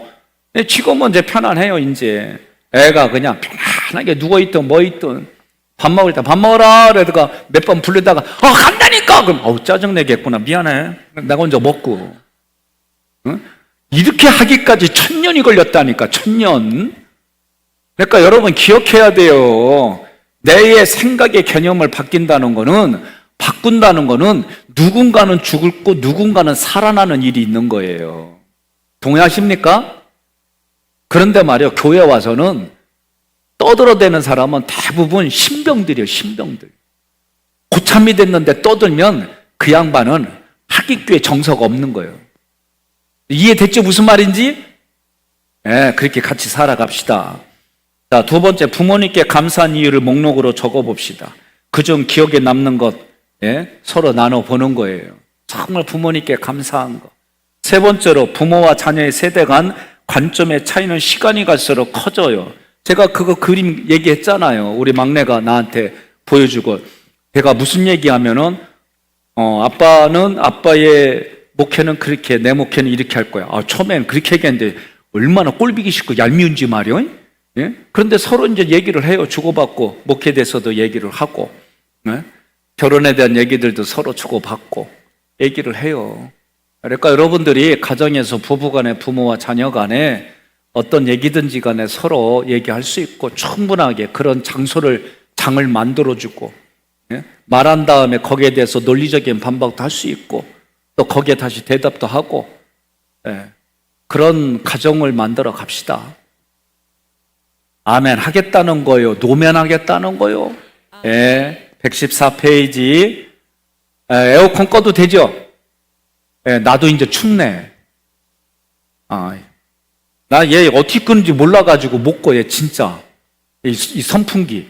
자, 어쨌든 114페이지. 에어컨 좀 끕시다, 이제. 자, 직장 생활에서 역사하는 복음의 능력, 노사관계예요. 사원들, 종들이 주인, 사주에게 보여줘야 할 복음적인 근무 자세. 사회에서 종들은 그 주인에 대해 어떻게 대하라고 바울이 권면합니까? 성실한 마음으로 죽게 하듯 그 주인에게 순종할 것을 권하고 있습니다. 그리스도 안에 있는 사람이라면 그가 지닌 양심적이고 근면한 성실성으로 다른 사람들과 구별되어야 합니다. 주님만이 우리의 참된 상전이 됩니다. 그래서 우리 일을 마치 그분을 위해 일하는 것처럼 해야 됩니다. 첫째, 순종하라. 눈가림만 하지 말고 오직 주를 두려워하여 성실한 마음으로 하라. 주인은 옛날에는 주인들은요, 노예를 물건 취급했어요. 근데 지금 이렇게 하면 안 돼요. 절대 그래서는 안 됩니다.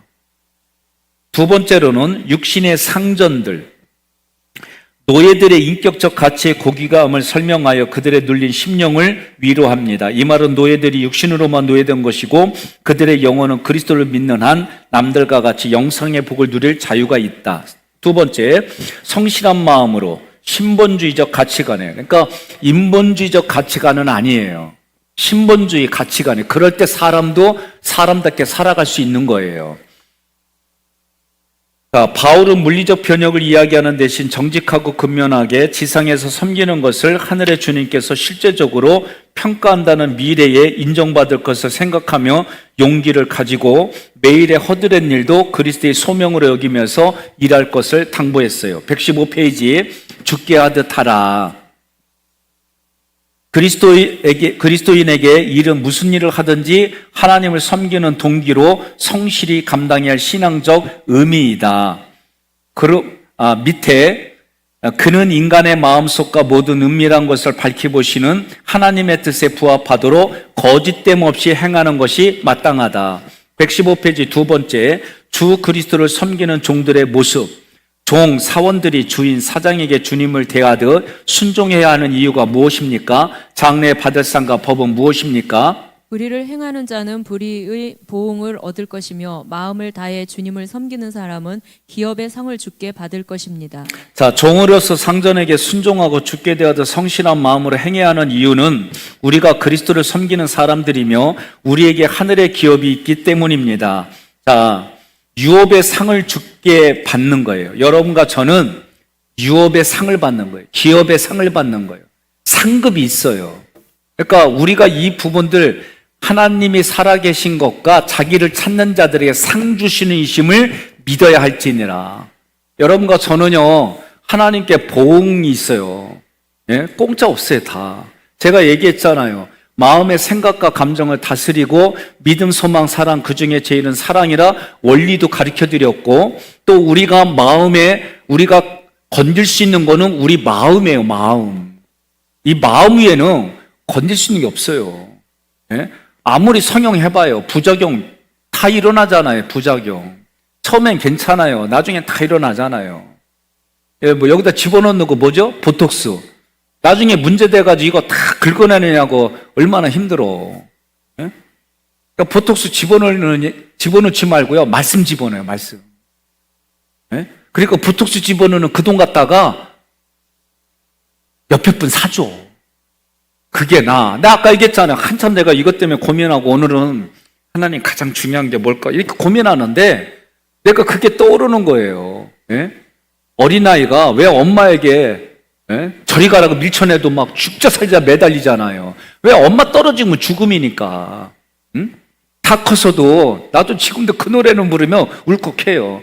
엄마가 보고플 때. 그러면 벌써 국군의 시간, 그때 보면 애들, 그 군인들이 다 눈물 흘리고, 엄마는 한 명인데 자식들은 몇십 명 나와. 아유, 그 엄마 참 어떻게 그렇게 애를 다 낳디야? 그래서 물어보면은 지 엄마 아닌 줄도 알면서도 엄마라고 불러보고 싶어가지고, 그 TV를 통해서라도 자기 얼굴 보고 싶어가지고 나와서 그러니까 보면 참 이게 또 다른 세계를, 가치관을 경험시켜 주는 거예요. 자, 유업의 상을 주께 받고 모든 일터의 참주인은 누구다? 하나님이시다. 116페이지. 불의를 행하는 자에게 있는 불의의 보응은 하나님은 공정, 공평하신 분이다.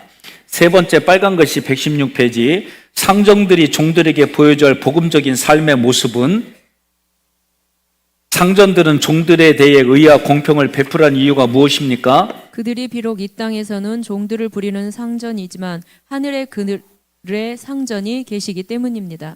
자, 의와 공평을 종들에게 베풀라. 사회의 윤리의 기본이에요. 의는 하나님의 속성임의 모든 도덕의 아름다움을 총칭합니다. 공평은 어떻게 행동할까 하는 방법입니다. 그리스도 안에서 상전도 종도 어떤 계급이 있을 수 없기 때문에 공평하게 행해야 합니다. 상전의 윤리는 사회 윤리의 기본이 되기도 합니다. 의의 공평이 시행될 때 그 사회는 번영하고 그것이 무시될 때 그 사회는 퇴폐하게 됩니다.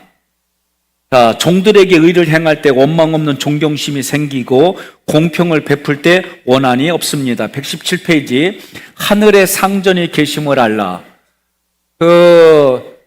방송실 문자 넣어가지고, 부격자 누구한테든지 문자 넣어가지고 에어컨 좀 꺼달라고 그래요.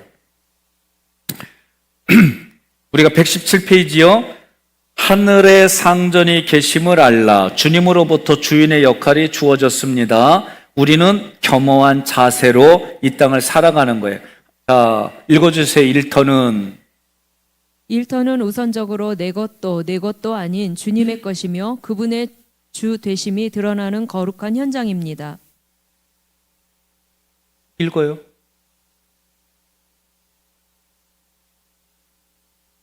그리스도 중심으로 우리에게 역할이 맡겨진 것입니다.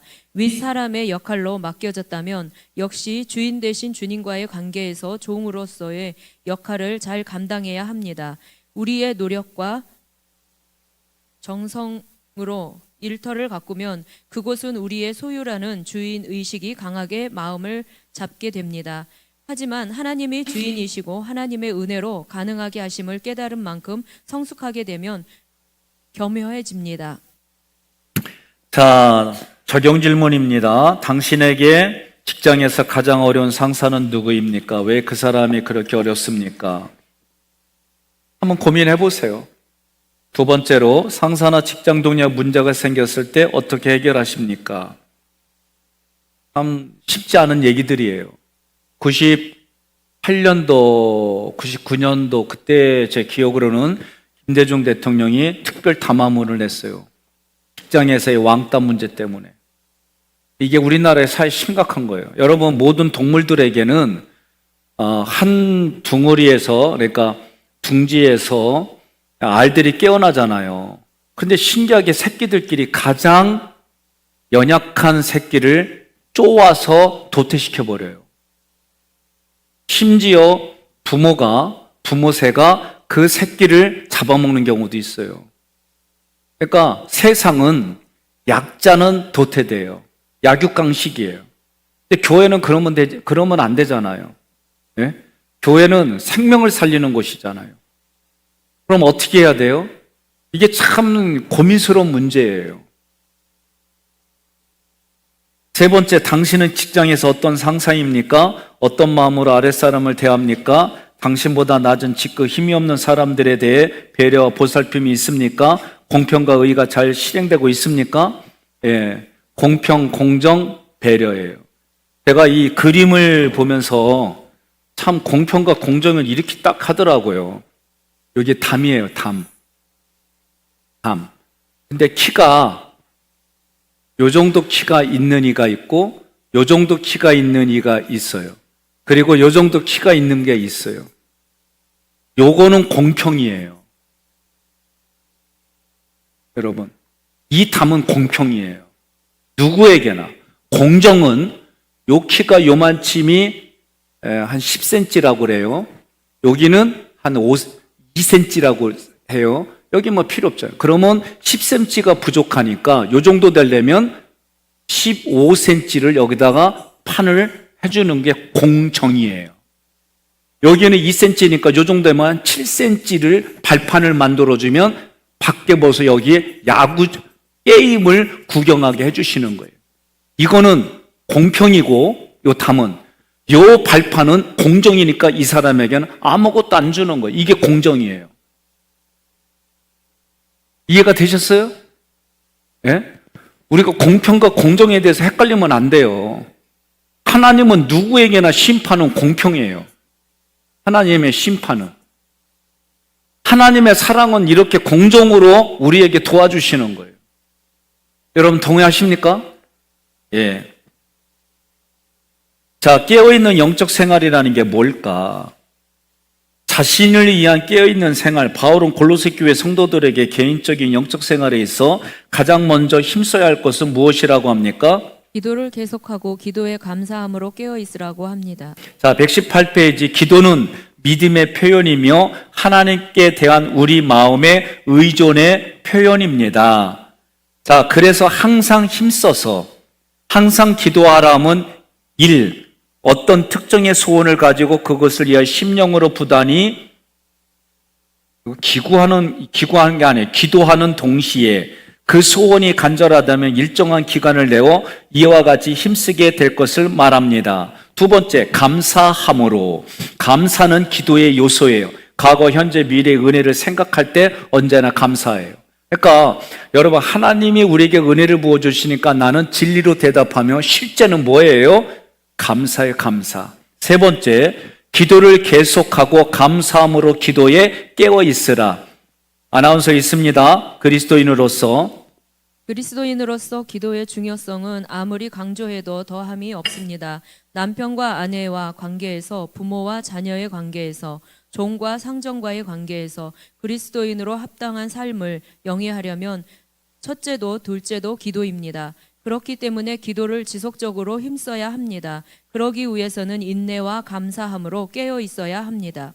자, 인내와 감사함으로 깨어 있다고 할 때 여러분 깨어 있다라는 얘기를 어떻게 해석을 해야 되냐면 제가 볼 때는 내가 의도적으로 그 생각을 하는 거예요.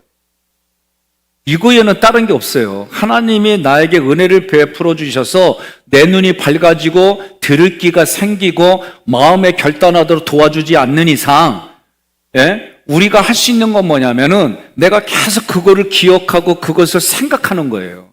그러니까 아까 앞에 부분에서 뭐라고 그래요? 위의 것을 생각하라 그러잖아요. 예?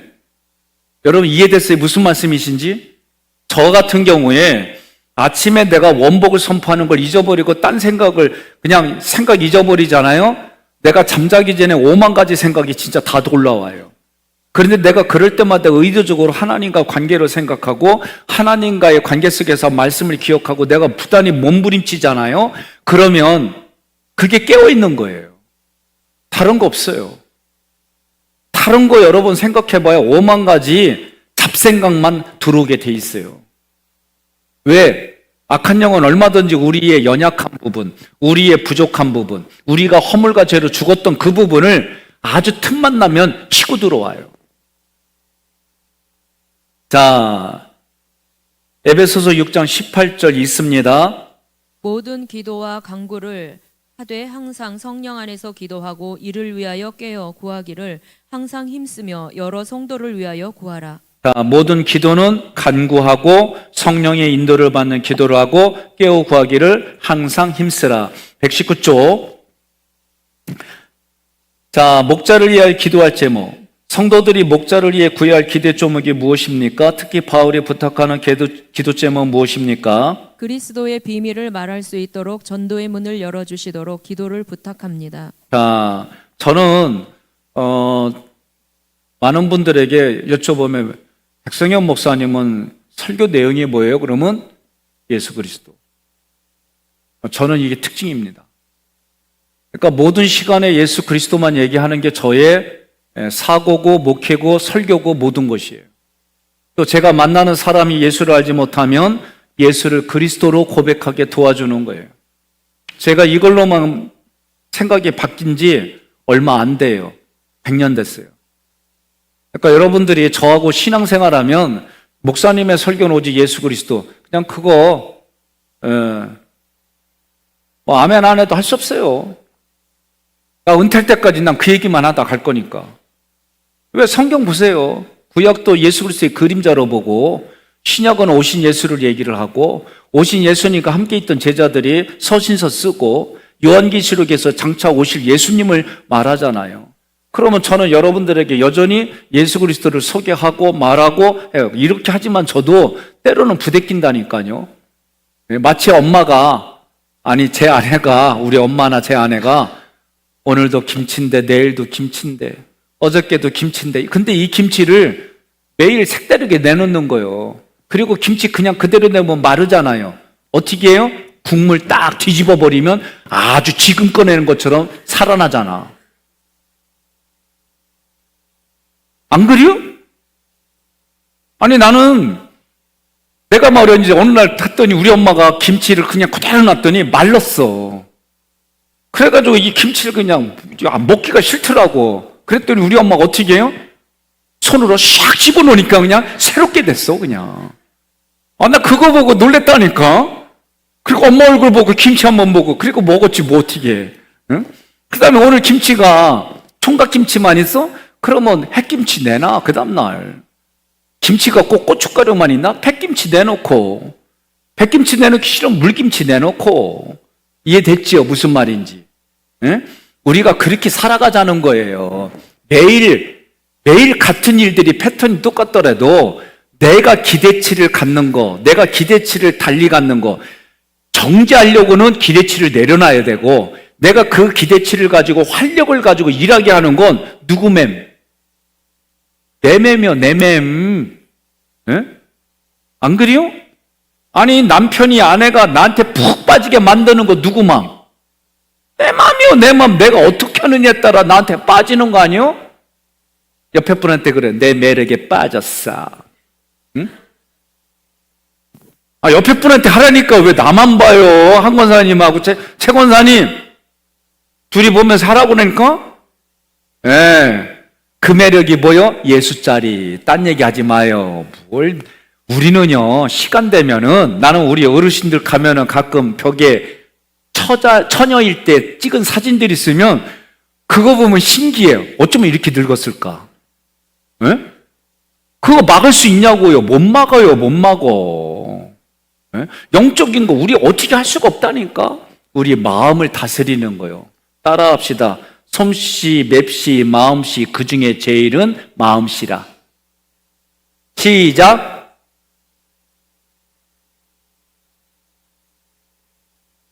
그렇죠. 네? 마음씨예요, 마음씨. 자, 그래서 여러분들이 제가 그리스도의 비밀을 말하고 그것을 통해서 전도의 문이 열리도록 기도해 주세요. 바울과 동역자들은 그리스도의 비밀을 전하도록 세우심을 받았습니다. 밑에 두 번째 문단, 예수 믿고 천당 가자, 예수 믿고 복받고 살자라는 보편적 일상적인 복음 전파에서 그리스도를 대신하여 움직이는 그리스도의 몸을 만들고 그 교회를 통하여 그 지역과 가정들, 사람들이 하나님을 만나 새로운 삶을 경험하도록 도와주는 영광의 소망이신 예수 그리스도를 전하는 복음 전파 사역이 되어야 합니다. 120조, 외인을 향한 복음적인 언어, 그리스도인들이 불신자를 대할 때 어떤 자세, 어떤 언어 생활을 해야 합니까? 지혜로운 행동으로 세월을 아끼고 말을 항상 은혜 가운데서 소금으로 맛을 냄과 같이 하라고 말씀합니다. 첫 번째, 지혜로 행하라, 모범이 되라는 말씀입니다. 두 번째, 세월을 아끼라. 세월을 아끼라는 말씀은 쓸데없는 일에 시간 낭비하지 말고 빨리 흘러가고 마는 기회를 나 자신이 선한 노력과 희생의 대가를 지불함으로 내 것을 만들라는 말입니다.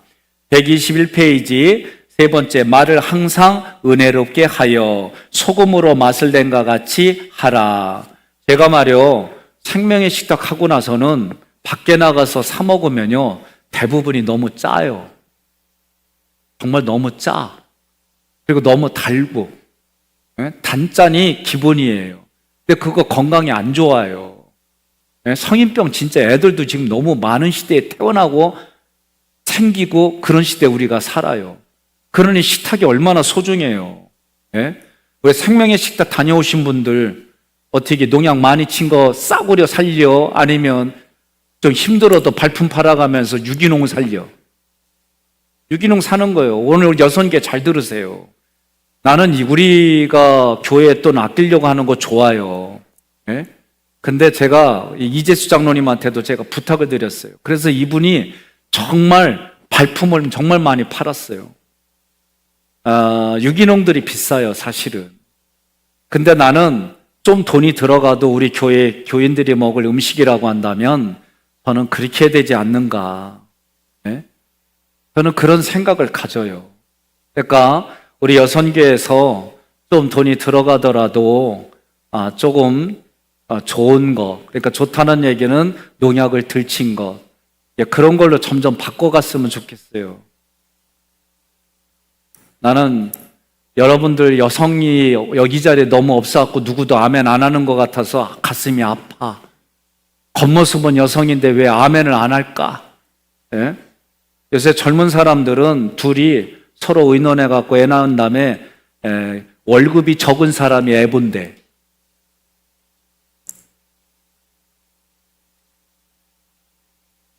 왜 저한테 그렇게 째려봐요? 내가 하는 얘기가 아니요.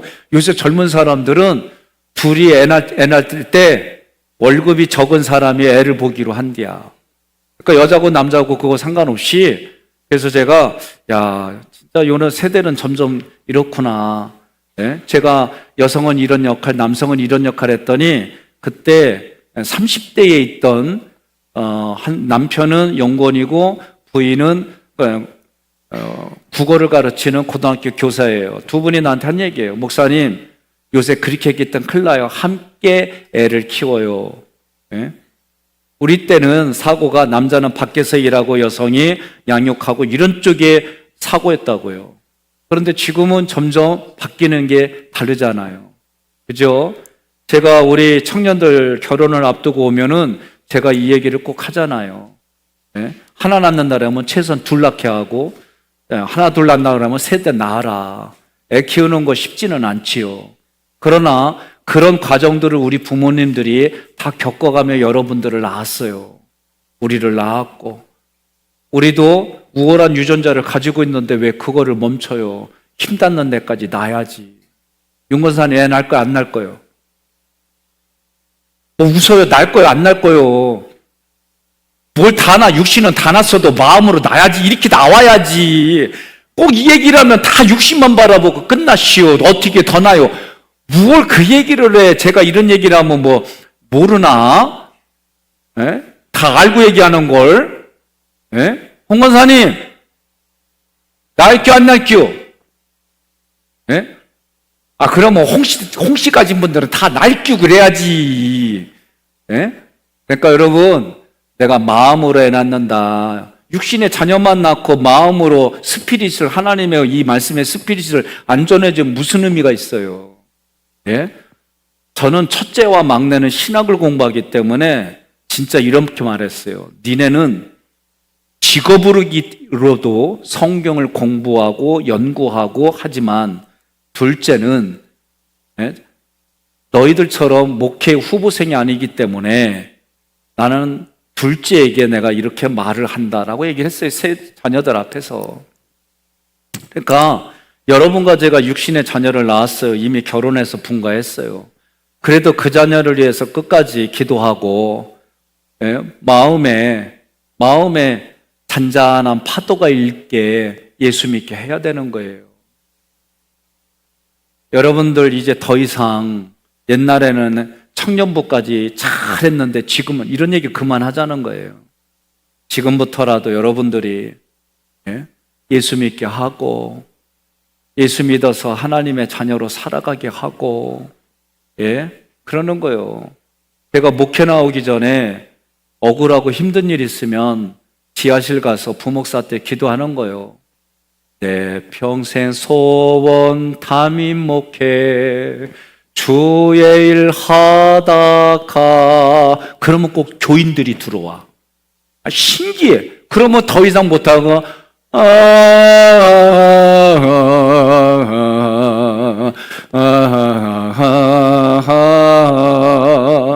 진짜 나 그랬다니까요.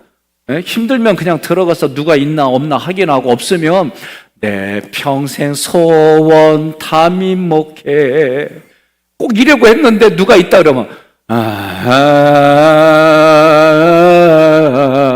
그러다가 막 마음에 그냥 억울한 것도 있고 막 그러면 눈물을 흘리고 그러면 근데 참 그러니까 말이야 소문나기를 백 목사님은 기도하는 목사님 내 속은 모르고 그냥 겉모습만 보고 그렇게 소문이 난 적이 있어요. 여러분 제가 이 얘기를 하는 건 우리의 영혼이 소중하잖아요. 영혼이 소중하잖아. 그러면 내 몸으로 낳은 내 육신의 DNA를 받은 자녀들이 예수를 믿고 구원받은 이후의 삶을 살아가도록 부모가 애쓰고 도와줘야 되잖아요. 노년이 됐는데 애들은 예수를 안 믿어. 내가 이제 하나님이 부르실 때가 임박해져 가는데 전혀 예수를 안 믿어. 그러면 어떤 마음이 들겠어요? 헛살은 거잖아요. 내 마지막이 내 삶의 스피릿이 흘려보낸 것이 예수를 믿고 구원받아서 열매 맺고 그리고 자손의 자손의 예수 그리스도로 살아가는 그 모습들이 여러분 행복인 줄 믿습니다. 그러기 위해서 우리 부모들도 자녀들에게 말을 은혜롭게 하고 본이 되고 열매 맺고 그런 모습으로 살아가야 될 줄로 믿습니다. 오늘 우리 2분만 기도하다가 갈 터인데 오늘 말씀을 생각합시다. 6강에서 동일시된 그리스도, 그리고 그 동일시된 그리스도가 내 현장에서 어떻게 살아야 될지, 오늘 나는 배우자에게, 오늘 나는 자녀들에게, 내가 만나는 이웃들에게 어떻게 살아야 될지 결단하는 시간 갖고 제가 기도하며 마치겠습니다.